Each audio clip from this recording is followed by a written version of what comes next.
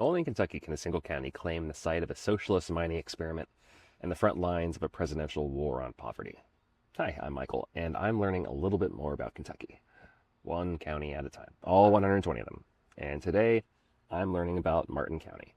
Martin County sits deep within the Appalachian Plateau. The Tug Fork River forms the boundary, and this waterway separates Kentucky from West Virginia. The terrain is pretty extreme. Valleys offer limited space for development, and hills rise sharply from the water.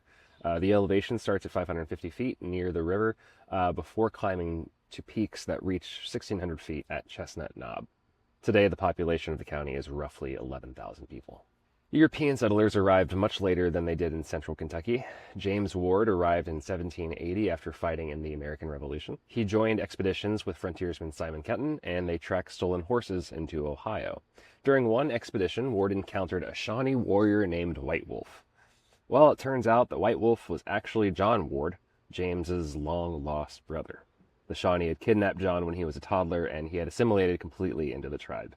Anyway, later on, a fight broke out during negotiations, and White Wolf suffered a fatal injury. James Ward survived the frontier, fought at the Battle of Fallen Timbers, and later served as a pallbearer for Daniel Boone.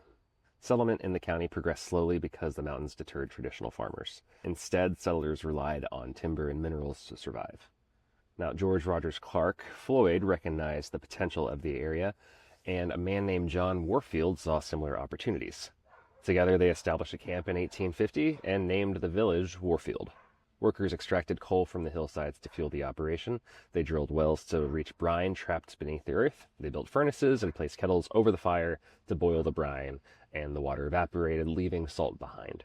Workers packed the salt into barrels, loaded the cargo on riverboats, and shipped the product downstream. And this operation provided plenty of employment opportunities for the earliest residents. The Civil War later divided the population along ideological lines. The camp at Warfield witnessed violence during the conflict. A skirmish occurred in August of 1862 when Confederate cavalry attacked a Union detachment. Colonel Joel Battle led the Confederate riders, and they defeated the Union Guards. However, the violence remained pretty localized. Guerrilla warfare plagued the hills, but the terrain isolated the residents from major military campaigns. Following the war, citizens wanted a local government to manage their own affairs. They traveled long distances to pay taxes in neighboring jurisdictions, so they petitioned the state legislature for a change. Lawmakers created Martin County in 1870.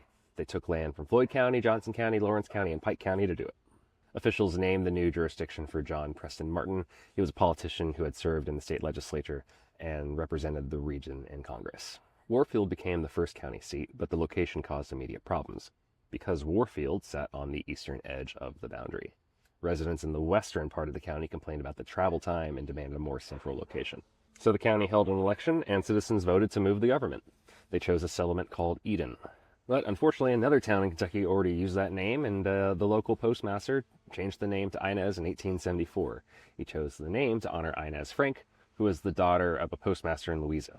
Inez became the permanent center of government. The justice system operated brutally during this frontier era. Violence erupted in 1886 when authorities arrested 7 men. Citizens called them the Archer Gang. Prosecutors accused them of murder and robbery. The men awaited trial inside the Inez jail. A mob formed outside the building during the night. The vigilantes wore masks and overpowered the guards. The mob dragged the prisoners outside, tied ropes around their necks, and threw the ropes over a tree branch. They lynched all 7 men. The county lacked railroads for decades, which stifled economic growth. Companies built tracks in neighboring areas, sure, but trains didn't reach Martin County until the 20th century. The Norfolk and Western Railway finally crossed the river, and the workers constructed the Buck Creek branch in 1924. The tracks connected local mines to the national network. Trains hauled coal out of the mountains, and they hauled lumber out of the valleys. This railroad access facilitated a unique experiment in the coal industry. Martin Himmler arrived in America in 1907. He immigrated from Hungary and worked in coal mines across the country. He experienced poverty and wanted a better system for his fellow immigrants. So he organized a co-op venture and established the Himmler Coal Company in 1918. He bought land in Martin County and built a town. He named the town Himmlerville. Himmler structured the company differently than the traditional barons did.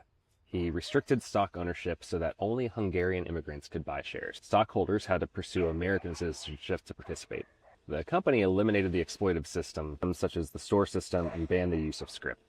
Miners owned their homes instead of renting them from the corporation. The town grew quickly as workers built 200 houses. They built a bank, constructed a powerhouse, and established a water reservoir. The town featured indoor plumbing, which was a luxury at the time. The community even published a newspaper. Editors printed articles in English and provided translations in Hungarian. The experiment ended in tragedy, though. A flood struck the valley in 1928 and water destroyed the mine infrastructure. Financial problems compounded the disaster, forcing the company to declare bankruptcy. Martin Himmler himself left the county, and residents abandoned their homes to find work elsewhere. Eventually, the post office changed the town name to Beauty. The co-op vision faded into history, but the Martin Himmler House still stands on the hill overlooking the valley today. The Great Depression brought incredible hardship to the mountains.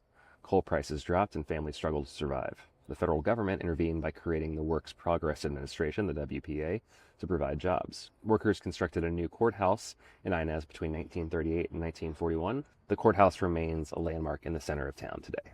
Poverty gripped the region tightly in the 1960s. The coal industry modernized and machines replaced miners. Jobs disappeared, pushing the poverty rate well above 60%. President Lyndon Johnson decided to highlight the crisis on a national stage.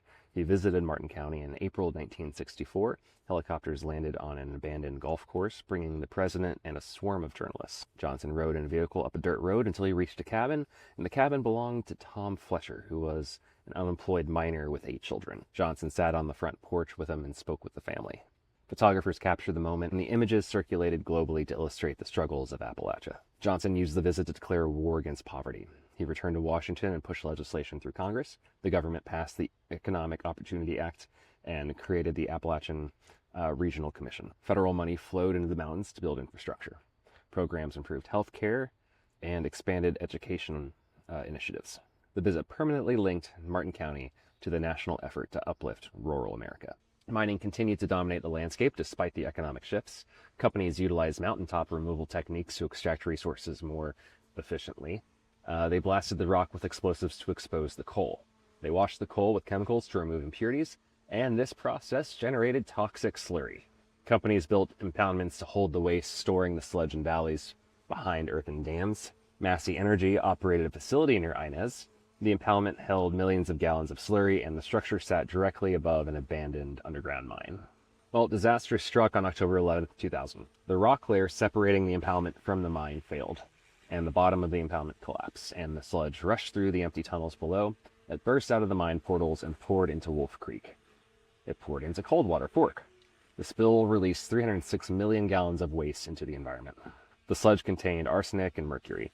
The volume of the spill exceeded the Exxon Valdez disaster by 28 times. The sludge smothered the creeks and destroyed the yards of nearby residents. It killed all aquatic life in the immediate area. The waste traveled down the Tug Fork River before entering the Big Sandy River. It eventually flowed into the Ohio River. The spill contaminated the water supply for 27,000 people. Authorities shut off intake valves to protect the public. The EPA intervened and ordered Massey Energy to clean the waterways. Crews used dredges to remove the mud over several months. A whistleblower named Jack Spadero investigated the collapse. He worked for the government and claimed that officials covered up previous leaks at the site. The government placed him on administrative leave, which sparked national outrage among environmental advocates. The Mine Safety and Health Administration eventually implemented new regulations for slurry ponds to prevent future failures. The economy required diversification as coal jobs continued to decline.